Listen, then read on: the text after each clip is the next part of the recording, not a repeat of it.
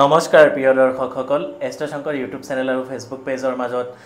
নতুন এটা ভিডিঅ' লৈ মই সকলোকে স্বাগতম জনাইছোঁ। আজিৰ ভিডিঅ'টো লৈ আহিছোঁ হনুমান জয়ন্তী। একেবাৰে সন্মুখতে আহি পৰিছে এই হনুমান জয়ন্তী। গতিকে এই হনুমান জয়ন্তীত আপোনালোকে সেনেকুৱা কি নিয়ম আছে যি নিয়মেৰে পূজা কৰি হনুমানজীক আপোনালোকে সন্তুষ্টি কৰি তেখেতৰ পৰা আপোনালোকে যাতে বহুত আশীৰ্বাদ পাবলৈ সক্ষম হয়,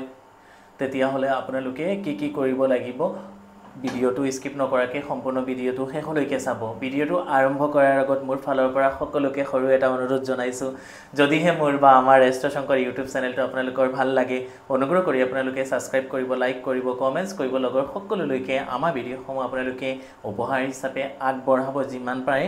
আহক আমি মূল বিষয়বস্তুটোলৈ বা মূল ভিডিঅ'টোলৈ আগবাঢ়োঁ। হনুমান জয়ন্তী 2025 চনৰ কেতিয়া পৰিছে, অৰ্থাৎ 2025 চনৰ এপ্ৰিল মাহৰ 12 তাৰিখ শনিবাৰ দিনটো হনুমান জয়ন্তী পৰিছে এইবাৰ। যিহেতু শনিবাৰে হনুমান জয়ন্তী পৰিছে, গতিকে আপোনালোকে হনুমানজীক সন্তুষ্টি কৰিবৰ কাৰণে বহুত বেছি শুভ বাৰ হিচাপে পাইছে। গতিকে আপোনালোকে কি কৰিব লাগিব চাওক। প্ৰথমত যিকেইটা ৰাশিৰ খুব বেছি 7.5 চলি আছে, শনিৰ ঢাইয়া চলি আছে, সকলো কামতে নেগেটিভিটি হৈ আছে বা সকলো কামতে বাধা পাই আছে, তেতিয়াহ'লে আপোনালোকে কি কৰিব লাগিব চাওক। মকৰ ৰাশি জাতক বা জাতিকাসকলৰ অলৰেডি 7.5 শেষ হৈ গ'ল। এতিয়া 7.5 চলি আছে, কুম্ভ ৰাশিৰ চলি আছে, মীন ৰাশিৰ চলি আছে, মেষ ৰাশিৰ চলি আছে, কৰ্কট ৰাশিৰ অলৰেডি ঢাইয়া মুক্ত হ'ল, নতুনকৈ আৰম্ভ হ'ব সিংহ ৰাশি আৰু ধনু ৰাশি, বৃশ্চিক ৰাশিৰ ঢাইয়া বা শেষ হ'ল। তো কথাটো হ'ল যি কিয়ে নহওক 7.5 বা শনিৰ যিখিনি নিগেটিভ প্ৰভাৱ আছে আমাৰ জীৱনত কম বেছি পৰিমাণে সকলো জীৱনতে শনিৰ প্ৰভাৱখিনি পৰে। গতিকে হনুমানজীয়ে আছে, কেৱল তেখেতক পূজা কৰিলে শনিদেৱৰ পৰা আপোনালোকে শনিদেৱৰ প্ৰকোপৰ পৰা বহুতখিনি বাচি উঠিব পাৰিব। তো সেই বিষয়ে আপোনালোকক সৰু কেইটামান কথা জনাই ল'ব খুজিছোঁ। চাওক, প্ৰথমত শনিবাৰ দিনা অৰ্থাৎ 12 এপ্ৰিল যিহেতু হনুমান জয়ন্তী, সেইদিনা আপোনালোকে ৰাতিপুৱাই উঠি পেলাই গা পা ধুই পেলাই আপোনালোকে ওচৰত থকা আপোনালোকে যিকোনো এজোপা আহঁত গছ বা বটগছৰ গুৰিত যাব লাগিব। গৈ পেলাই আপোনালোকে সেই বটগছৰ পৰা আপোনালোকে 11টা পাত বা আপোনালোকে 28টা বটপাত বা আহঁত গছৰ পাত বা নহ'লে আপোনালোকে 108টা বটগছৰ পাত বা আহঁত গছৰ পাত আনি পেলাই তাত যিটো হনুমান সেন্দুৰ থাকে সেই হনুমান সেন্দুৰ দি পেলাই অকণমান চামেলিৰ তেল, পূজাৰ সামগ্ৰী বিক্ৰী হোৱা দোকানত আপোনালোকে চামেলিৰ তেলটো পাই যাব, লগতে হনুমান সেন্দুৰ যিটো অৰেঞ্জ কালাৰৰ সেন্দুৰ, সেই সেন্দুৰটো আপোনালোকে পাই যাব। সেই সেন্দুৰ আৰু চামেলিৰ তেল মিক্স কৰি পেলাই আপোনালোকে আপোনালোকৰ হাতৰ ৰিং ফিংগাৰ অনামিকা আঙুলি দি পেলাই জয় শ্ৰীৰাম লিখি পেলাই ৰঙা সূতাৰে এডাল মালা বনাই পেলাই আপোনালোকৰ ঘৰত যি হনুমানৰ যি ফটোৱে আছে, পঞ্চমুখী হনুমানেই হওক বা নৰ্মেল হনুমানৰ ফটোৱে হওক বা ৰাম সীতাৰ ফটোৱে হওক বা ভগৱান ৰামৰে ফটো হওক, তেখেতৰ সন্মুখত হনুমানৰ ফটো এখন বহাই পেলাই আপোনালোকে এগচি মালা শুদ্ধ বস্ত্ৰ পৰিধান কৰিব। সেইদিনা ৰঙা কাপোৰ নহ'লে আপোনালোকে অৰেঞ্জ কালাৰৰ কাপোৰ নহ'লে হালধীয়া কাপোৰ বস্ত্ৰ পৰিধান কৰি পেলাই আপোনালোকে হনুমান চালিচাখন 11 বাৰ নহ'লে আপোনালোকে মিনিমাম 7 বাৰ, 11 বাৰ, 28 বাৰ নহ'লে আপোনালোকে 108 বাৰ, 21 বাৰ সেনেকুৱাকৈ আপোনালোকে পাঠ কৰিব আৰু সেই মালা গছি আপোনালোকে হনুমানজীক পিন্ধাই দিব। লগতে 5 গছি ঘিউৰ চাকি আপোনালোকে হনুমানজীৰ চৰণত দিব। লগতে ফল মূল প্ৰসাদ নৈবেদ্য, হালধীয়া ৰঙৰ ফুল ফল ইত্যাদি আপোনালোকে দিবলৈ নেপাহৰিব। তাৰপিছত আপোনালোকে 5 বিধ মিঠাই সেনেকুৱা দিব, অকণমান গুড় বা মিঠৈ যিটো থাকে সেই গুড় বা মিঠৈটো আপোনালোকে দিব। তাৰপিছত এটা বাকলি থকা নাৰিকল আনিও আপোনালোকে হনুমানজীৰ চৰণত প্ৰসাদ আকাৰে দিব। আৰু কিছুমান কথা আপোনালোকক জনাম, কিন্তু এইখিনিতে সৰু 2-এটা কথা আপোনালোকক জনাই ল'ব খুজিছোঁ। আপোনালোকে বহুতে মোৰ লগত বা আমাৰ লগত যোগাযোগ কৰিব খোজে, মোক ক'ত কেনেকৈ কিদৰে যোগাযোগ কৰিব পাৰে। মোৰ চেম্বাৰ গুৱাহাটীত আছে, নগাঁৱৰ কঠীয়াতলী চাৰিআলি ৰামকৃষ্ণ জেমছ এণ্ড জুৱেলাৰীত মোৰ আটাইতকৈ পুৰণি চেম্বাৰ তাতো আছে। হোজাই চহৰৰ মাজমজিয়াত যি হোজাই চহৰৰ ভীমচৰীয়া ৰোডত খান জুৱেলাৰ্ছ, সেই খান জুৱেলাৰ্ছতো মোৰ চেম্বাৰ আছে। গতিকে ভিডিঅ'ৰ ডিছক্ৰিপশ্যনত contact details, chamber details, Facebook page link, WhatsApp channel link, Instagram link গোটেইখিনি দিয়া থাকে। আগতীয়াকৈ যোগাযোগ কৰি আহি বা যিসকল আহিব নোৱাৰে অনলাইনৰ মাধ্যমে দিহা পৰামৰ্শ, জ্যোতিষ শাস্ত্ৰ সম্বন্ধীয় যিকোনো সমস্যা হ'লে আমাৰ লগত আপোনালোকে যোগাযোগ কৰি আপোনালোকৰ জীৱনত ভূত ভৱিষ্যতৰ বিষয়ে জানিব পাৰিব। তো এতিয়া আহক ইয়াৰ দ্বিতীয় যিটো উপায় আপোনালোকে সেইদিনা কৰিব লাগিব। সেইদিনা আপোনালোকে যিসকলৰ ৰিলেশ্যনশ্বিপত বহুত বেছি প্ৰব্লেম চলি থাকে তেওঁলোকে আপোনালোকে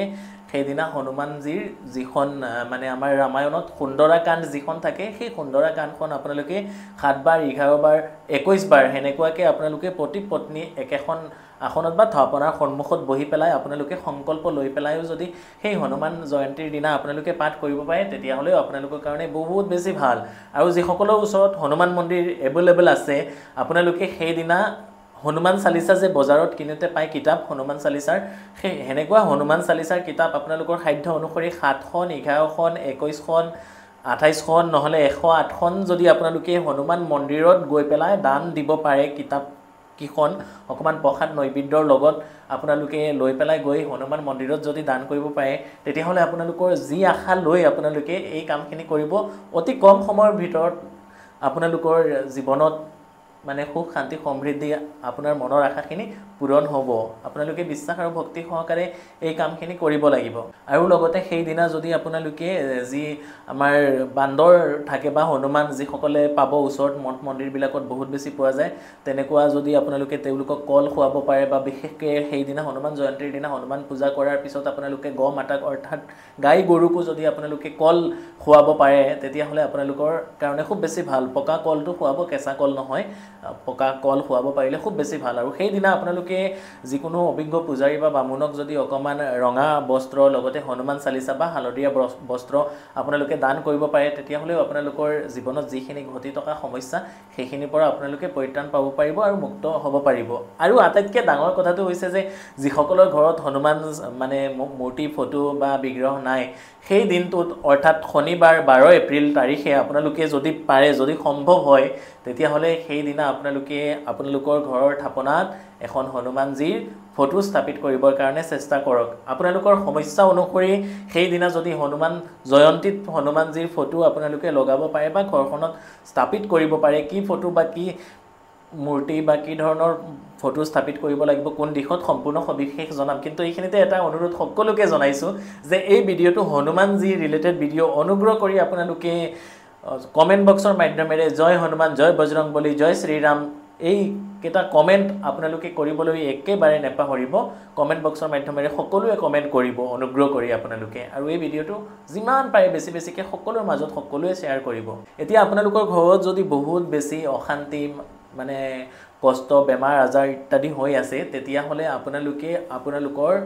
ঘৰত হনুমানজীয়ে যে পৰ্বতখন লৈ পেলাই এনেকে ওপৰেদি উৰি গৈ আছে তেনেকুৱা ধৰণৰ এখন ফটো যদি সেই দিনা স্থাপিত কৰিব পাৰে সেই দিনা স্থাপিত কৰি আপোনালোকে পূজা বা হনুমান চালিচা পাঠ কৰিব পাৰে তেতিয়াহ'লে আপোনালোকৰ ঘৰখনৰ পৰা লাহে লাহে যিখিনি প্ৰব্লেম বা বেমাৰ আজাৰ হৈ আছিল ডক্টৰ দেখাইও ভাল হোৱা নাই অশান্তি অনবৰতে সেইখিনিৰ পৰা আপোনালোকে মুক্তি লাভ কৰিবলৈ সক্ষম হ'ব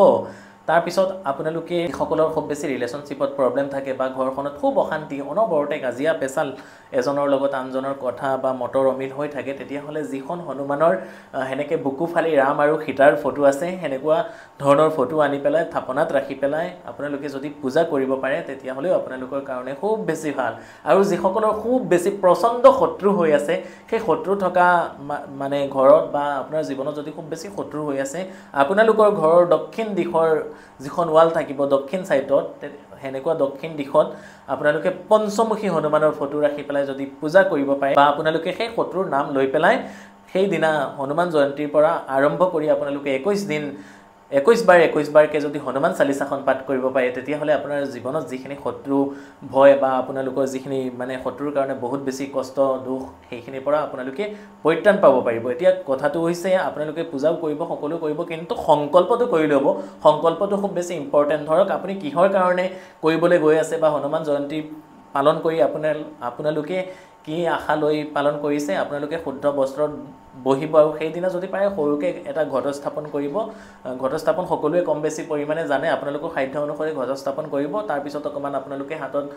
চাউল তিল ফুল লৈ পেলাই আপোনালোকে মনে মনে হাত জোৰ কৰি পেলাই কৰজোৰে হনুমানজীৰ ওচৰত প্ৰাৰ্থনা জনাব যে হে হনুমানজী হে বজৰংবলী মই এই কামৰ কাৰণে আজিৰ পৰা সংকল্প লৈ 21 দিন 45 দিন বা মিনিমাম 7 দিন বা 3 দিন একেবাৰে কম পক্ষে 3 দিন আপোনালোকে হনুমান চালিচাখন পাঠ কৰিব সেই হনুমান জয়ন্তীৰ দিনাৰ পৰা এনেকুৱা সংকল্প লৈ পেলাই চাউল তিলেৰে এনেকে কৰজোৰে প্ৰাৰ্থনা কৰি তেখেতৰ চৰণত